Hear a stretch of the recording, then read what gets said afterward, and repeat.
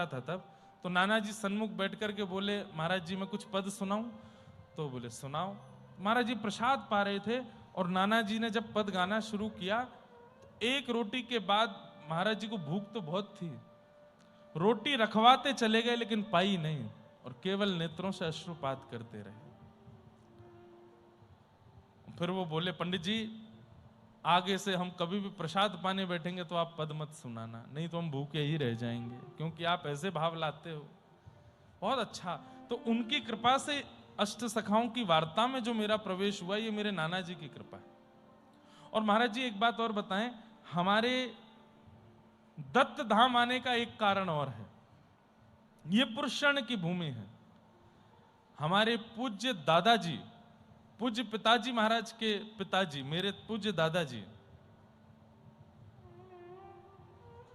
श्री राम शरण उपाध्याय, उन्होंने 3 गायत्री पुरुषण अपने जीवन काल में किए थे।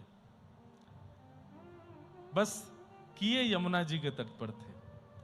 महाराज जी एक दिन बैठे थे तो महाराज जी ने देवी भागवत के अनुसार बताया कि 4 स्थान हैं जहां पर गायत्री पुरुषण होता है। उज्जैन, नासिक, मतलब उज्जैन में शिप्रा जी के तट पर, नासिक में गोदावरी जी के तट पर, और 2 स्थान और महाराज जी ने अंकित किए थे कि वहां गायत्री पुरुषण का विधान है। तो हमें लगा दत्त धाम हम आए क्यों?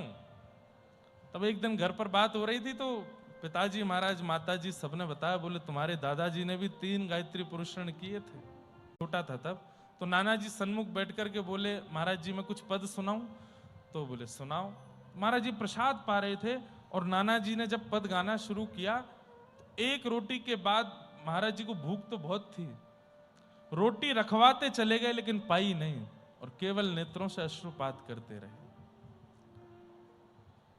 फिर वो बोले, पंडित जी आगे से हम कभी भी प्रसाद पाने बैठेंगे तो आप पद मत सुनाना, नहीं तो हम भूखे ही रह जाएंगे, क्योंकि आप ऐसे भाव लाते हो।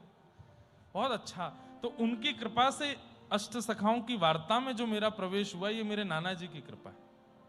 और महाराज जी एक बात और बताएं, हमारे दत्त धाम आने का एक कारण और है, ये पुरुषण की भूमि है। हमारे पूज्य दादाजी, पूज्य पिताजी महाराज के पिताजी, मेरे पूज्य दादाजी श्री राम शरण उपाध्याय, उन्होंने 3 गायत्री पुरुषण अपने जीवन काल में किए थे। बस किए यमुना जी के तट पर थे। महाराज जी एक दिन बैठे थे तो महाराज जी ने